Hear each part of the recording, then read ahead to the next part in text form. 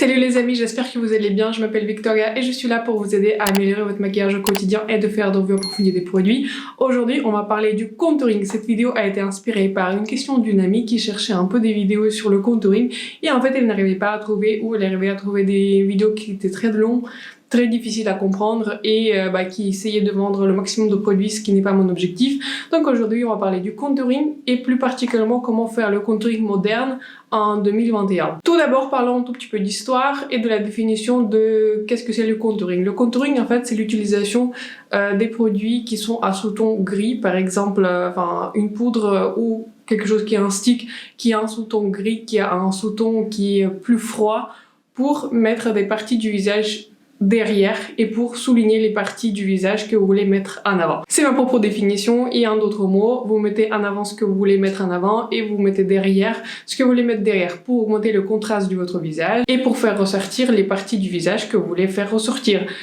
Contrairement à ce que beaucoup de personnes pensent, le contouring n'a pas été inventé par Mario et Kim Kardashian, ça n'a pas non plus été inventé par les maquilleurs Instagram. La technique de contouring existait depuis des années, depuis des décennies, mais elle a été globalement popularisée par les drag queens. Si vous ne savez pas qui sont les drag queens, en fait ce sont des hommes qui font une performance sur scène et qui se transforment dans un personnage féminin, et pour ce, ils réalisent plusieurs techniques de maquillage pour que le maquillage se voit de la première rangée jusqu'à la dernière, et deux, pour donner une apparence plus féminine et pour dessiner un autre visage qu'ils souhaitent dessiner. Donc il faut donner du crédit là où le crédit est dû. Ces techniques ont d'abord été utilisées par les drag queens, tout comme le baking, mettre beaucoup de poudre et pour fixer le temps, comme les cut crease, comme le contouring.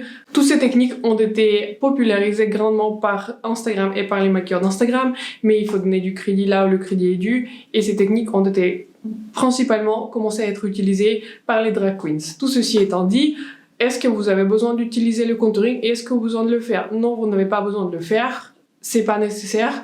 Si vous prenez des photos, si vous faites un maquillage pour scène ou pour photographie, oui, je pense que ça pourrait être utile parce que ça donnerait une apparence en fait plus plus prononcé en fait de vos traits, mais autrement pour la vie de tous les jours vous n'avez pas besoin de le faire. Vous pouvez juste vous limiter à un petit bronzer et ça serait suffisant pour tous les jours.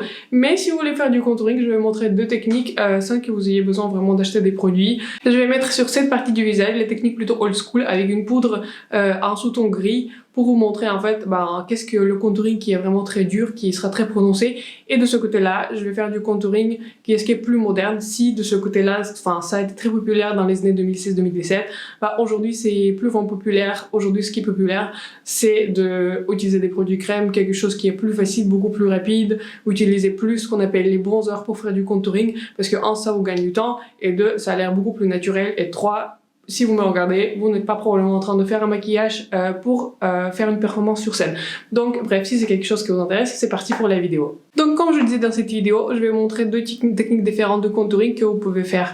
Un avec un produit gris qui est un produit en poudre, et deux avec un produit crème, un produit en stick que je préfère personnellement utiliser, mais je vais vous montrer les deux pour montrer un peu les possibilités. Donc ici je vous ai fait les swatchs. Ici c'est un produit contouring d'essence. Vous voyez un sous-ton qui est très gris, très prononcé. C'est un sous-ton de l'ombre, et celui-ci c'est le Nude Sticks en Bond DB, c'est celui que j'utilise le plus souvent, et ça ressemble beaucoup plus à un bronzer, mais vous pouvez aussi faire le contouring un peu plus soft avec ce produit. Donc pour notre côté old school 2016, ce dont vous avez besoin, vous avez besoin d'un pinceau comme cela, qui est à l'angle, vous voyez, il a une sorte de pointe comme ça, parce que comme ça permet d'épouser notre visage. Et j'ai utilisé cette palette d'essence qui s'appelle le contouring, et notamment je vais utiliser ce côté-là que je viens de swatcher pour vous. Ce qu'il faut surtout connaître pour le contouring, ce n'est pas vraiment le produit en soi, mais le produit important. Mais vous voyez, le produit d'essence fait parfaitement l'affaire. Le plus important dans le contouring, c'est le placement du produit. C'est là où vous placez le produit, ça sera votre ombre, et cette partie-là va derrière sur les photographies, sur l'image, dans la vie réelle. Donc, comment déterminer où vous devez placer le produit? Normalement, si vous touchez ici, vous devez sentir votre os. Moi je le sens, vous voyez, il est ici. Comme ça, vous voyez cette ligne. Si je fais ça, vous voyez, vous avez cette ligne-là, et vous devez partir sur cette ligne-là et épouser le contour. Et aussi ce que j'aime bien faire le joue un tout petit peu plus rond parce que ça donne une apparence un tout petit peu plus féminine. J'aime pas faire le contour comme ça qui est direct en ligne, j'aime bien plus tourner comme ça. Donc maintenant je vais montrer en pratique comment ça se passe. Donc je prends mon pinceau, je regarde, je sais où est ma ligne parce que j'ai un peu la pratique et j'épouse comme ça avec le produit. Si vous n'avez pas appliqué suffisamment de produit, vous pouvez y aller. Donc vous voyez, j'épouse comme ça mes traits et vous voyez, cette partie-là va dans l'ombre et j'aime un tout petit peu estomper mon produit poudre vers le bas parce que comme ça toute cette partie va dans l'ombre. Mais de cette manière, on n'aura pas de démarcation et ça sera quand même relativement naturel. Donc maintenant vous voyez le résultat de quoi ça a l'air. Si je vous regarde droit dans la caméra, ici il n'y a rien, il y a juste le fond de teint et aujourd'hui vous voyez j'ai coupé mon visage, mais si je regarde directement vous voyez mes traits ici sont beaucoup plus prononcés et il y a beaucoup plus de contraste sur ce côté du visage. Ensuite ce que vous pouvez faire aussi, vous pouvez couper un tout petit peu votre mâchoire et j'applique aussi sur le front. J'aime bien mettre derrière cette partie du visage.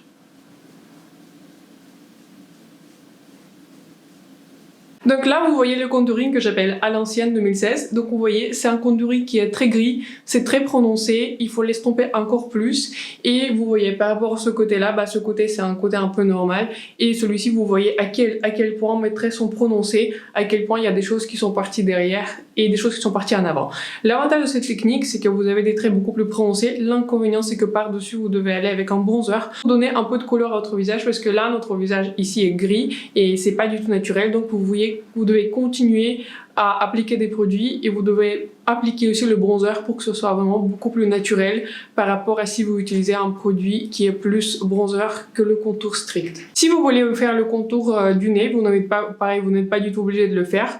Je vous conseille de prendre un pinceau beaucoup plus petit, même si des fois, si j'ai pas le temps, je peux utiliser le même. Pareil, vous prélevez du produit et vous tracez la ligne ici. Vous voyez, mon nez est directement beaucoup plus fin que ce qu'il est en réalité.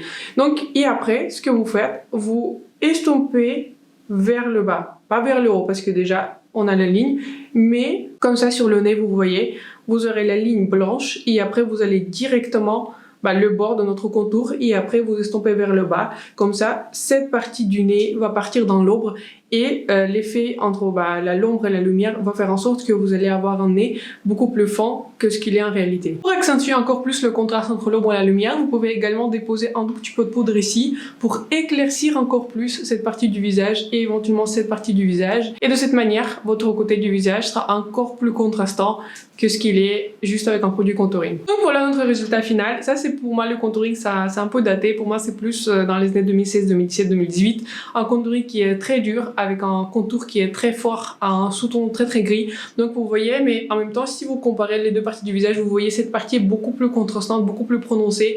J'ai cette pommette qui est beaucoup plus prononcée. Vous voyez beaucoup plus le contraste entre ma joue et ma pommette. Donc vous voyez ce que ça donne. De ce côté du visage, je vais montrer la technique un peu plus moderne avec le produit Nude Sticks que j'ai swatché aujourd'hui. Le swatch se présente comme cela. Pour cela, vous avez besoin d'un pinceau pour estomper. C'est le même pinceau avec lequel j'ai utilisé mon fond de teint. Et vous avez besoin également d'un autre pinceau qui est plus petit pour le nez, mais en soi vous pouvez le faire avec le même, mais c'est un peu plus facile si vous débutez de faire un pinceau plus petit pour estomper votre nez parce que voilà, il est un peu plus petit. Donc ici pareil, deux moyens d'appliquer. Soit vous allez directement avec votre stick sur votre partie du visage, soit vous allez petit à petit vous prélever un tout petit peu de produit avec le pinceau et puis après vous estompez. Ça revient à la même chose, mais je vais faire directement en ligne parce que je connais pas mal déjà mon visage et deux, ça sera plus facile pour vous de voir où je l'applique et comment je l'estompe.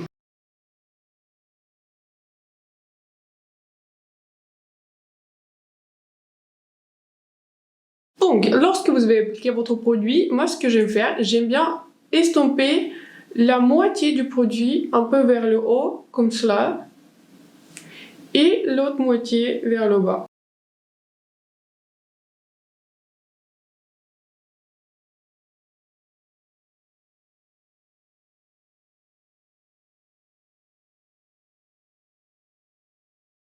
Donc vous voyez, on est arrivé globalement au même résultat, sauf que voilà, vous devez choisir la technique qui vous convient le mieux. Les avantages de cette technique sont les inconvénients de celle-ci. Ici, vous avez à peu près la même chose en fait des deux côtés. Cependant ici, l'avantage c'est que c'est beaucoup plus naturel, c'est beaucoup plus facile et en plus vous n'avez pas besoin d'appliquer le bronzer par-dessus parce que le produit en soi fait le bronzer et le contour. C'est à peu près la même chose que le Tantour de Huda Beauty, je vais vous montrer l'image ici. C'est un produit très populaire pareil parce qu'il fait à la fois bronzer et le contour. Donc c'est à peu près la même chose ici avec le produit Nude Sticks. Il y a aussi le Chanel Tente Belle Mine ensoleillé, quelque chose comme ça que j'utilise. C'est pareil, c'est le même concept, vous n'avez pas besoin de le poudrer, vous n'avez pas besoin d'appliquer le bronzer par-dessus. C'est déjà un bronzer et un contour. Mais vous voyez, il a une ligne beaucoup moins prononcée et il fait beaucoup plus naturel et je dirais qu'il est plus adapté pour la vie de tous les jours. Ici, vous avez un contour qui est beaucoup plus fort, qui est beaucoup moins naturel, mais il est beaucoup plus prononcé. Donc voilà, je vous montre les deux techniques et c'est à vous de choisir quelle est votre technique favorite et ce que vous préférez faire. Une autre question qui m'a été posée aussi, c'est si vous avez besoin d'utiliser les éponges. Et pour moi, personnellement, pas du tout. Je trouve que les éponges, pour moi, c'est pas du tout un outil favori d'application du maquillage. Parce que, je n'arrive pas très bien. Ça, c'est un peu une raison cachée. Mais deux, en fait, déjà, c'est cher, il faut le remplacer tout le temps. Pour les raisons écologiques, c'est pas non plus top. Et pareil, c'est assez coûteux. Et pour les raisons d'hygiène aussi, il faut la nettoyer tout le temps. Et je suis jamais sûre, en fait, que c'est vraiment bien nettoyé. Bon, bref, ça se voit pas tellement, mais j'avais beaucoup d'acné, j'avais beaucoup de boutons apparemment. Donc, j'essaie de faire très attention à mes outils et j'ai fait beaucoup de nettoyage de pinceau. Vous pouvez bien sûr utiliser l'éponge du côté du bronzer, du côté du produit crème, mais voilà, c'est pas mon application préférée. Pour moi, c'est pas assez précis. Moi, j'aime bien la précision et comme je vous ai montré, j'aime couper ici cette partie pour un plus allonger, pour donner un aspect un peu plus féminin, un peu plus arrondi au visage, mais c'est comme vous préférez. Donc voilà, j'espère que cette vidéo vous a plu, j'espère que c'est suffisamment clair, j'espère que j'ai répondu à des questions que vous vous êtes éventuellement posées par rapport au contouring. Dites-moi en commentaire si vous faites aussi du contouring, si vous utilisez plus le bronzer à contouring, quelle est votre technique préférée. Si vous avez appris quelque chose, n'hésitez pas à mettre un pouce bleu, comme ça aidera à montrer cette vidéo à plus de personnes et éventuellement aider d'autres personnes à faire du contouring si jamais ils se posent aussi la question comment le faire. Sur ce, je vous souhaite une excellente journée, je vous souhaite également un excellent week-end et j'espère vous voir très bientôt dans ma prochaine vidéo. Bye!